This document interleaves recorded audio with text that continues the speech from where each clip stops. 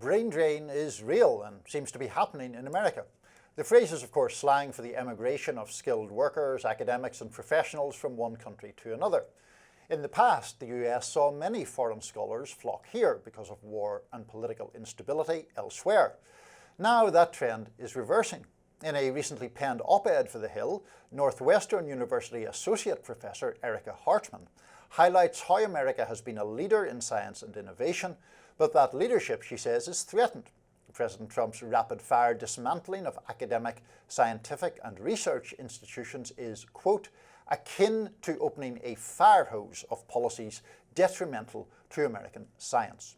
Joining us now to discuss how Trump's policies may drive away such talent is Erica Hartmann. She teaches civil and environmental engineering at Northwestern. Welcome, Erica. Thanks for having me. So this is clearly, to your mind, a real threat. You think, I gather, that the Trump administration is creating an essentially sort of inhospitable atmosphere, particularly for the sciences. So just summarize why you think that is.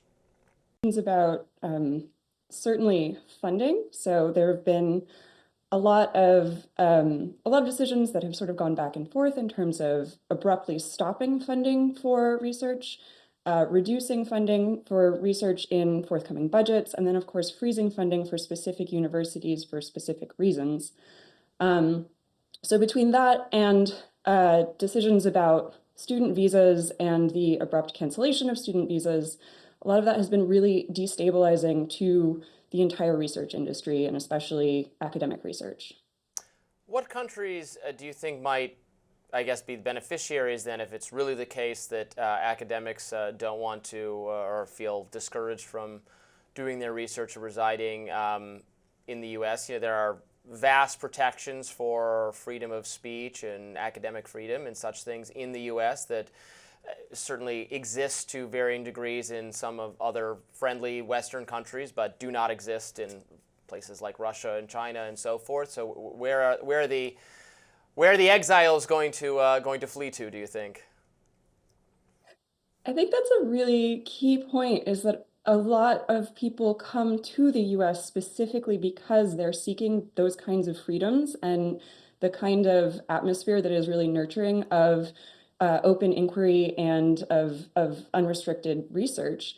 And the types of decisions that are being made in the US essentially make it less favorable for that, both in terms, again, of what's being funded, how things are being funded, how contracts are being honored, and that kind of thing. So the countries that are really, I think, poised to benefit, there are a lot of places in Europe that are rolling out programs specifically to entice US researchers to come over.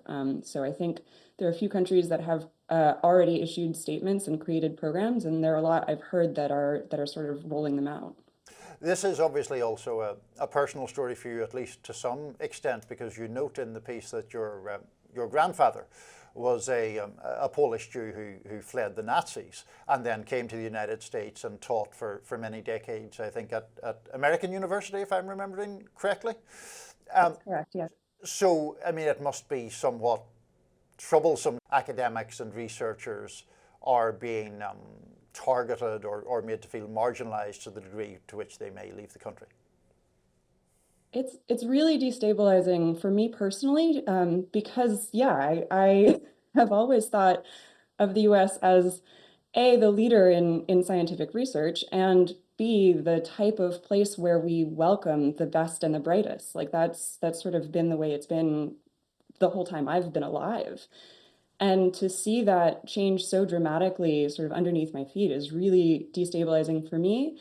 And I think for a lot of people, a lot of students are quite frankly afraid and concerned. And I think a lot of people are really uncertain about the future, which means that we're jeopardizing not just the people who might, for example, take up offers to go to Europe now, but generations of researchers and those generations of trainees who will then become the workers in our, highly skilled technology companies and biotechnology and all of the things that traditionally we associate with American leadership in terms of innovation and economic development. How would you respond to this line of inquiry from someone on the right who would say, these institutions of higher learning are themselves incredibly wealthy in many cases. Endowments of Harvard is billions and billions and billions of dollars. This is public taxpayer money that comes with strings attached and comes with democratic considerations.